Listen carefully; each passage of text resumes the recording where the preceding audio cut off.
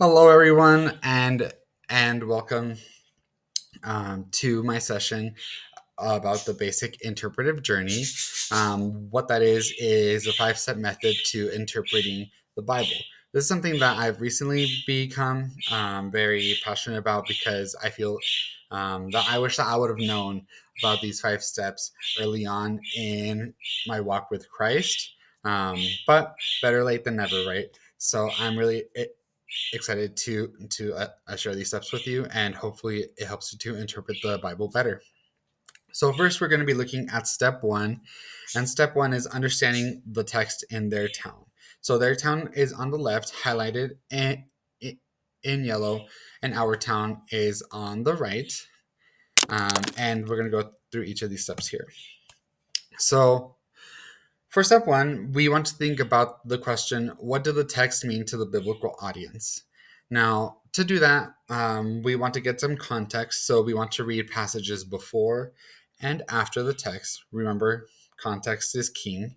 And once we get a a good feel for what the text meant to the biblical audience, we can then synthesize that meaning into one or two sentences. So an example down here is that God commanded the Israelites in Joshua chapter 1 to be strong and courageous, also to obey all of the law that they may have success and prosper in the promised land. So that's just an example of what that would look like. Now let's move on to step two. So step two is measuring how big the river to cross to our town is. So again, their town is on the left and our town is on the right. And we have this river, which can often be very big, which separates our two towns. So, what can separate our two towns is culture, language, time period, situation, and other things as well. And, and some examples of this would be thinking between us and the people in the book of Joshua is that we are not the ancient Israelites. We are under a completely new covenant, right? So we're not under the Old Testament covenant anymore.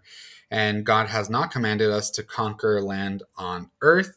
That's something that He gave to the ancient Israelites specifically. And there can be others, but there's just like a brief example. Now, the next step here is a principalizing bridge.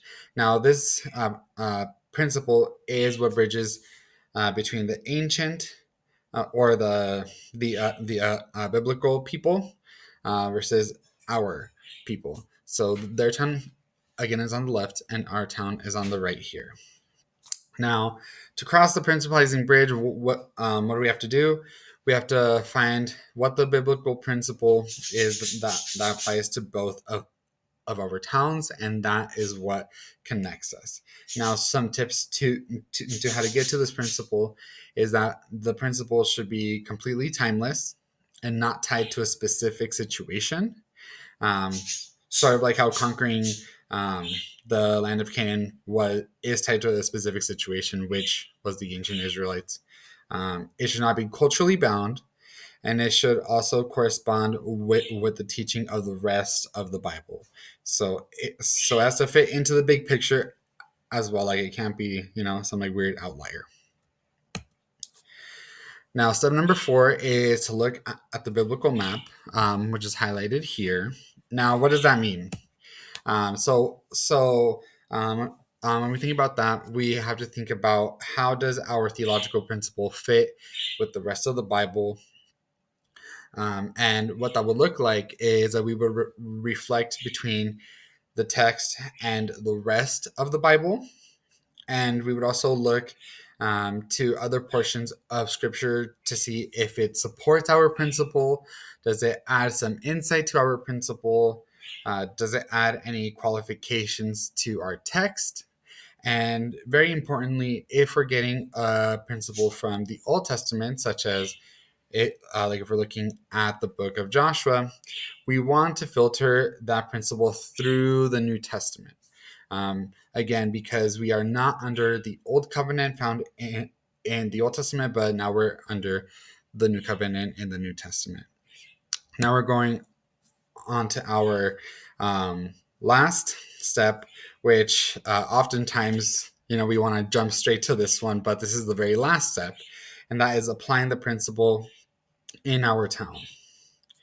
So when we want to apply that principle, what does that look like? Well, number one, we should look at how Christians today live out this theological principle, and also how does it apply to real life situations today. And again, the main point here is looking how to apply it to our current situations.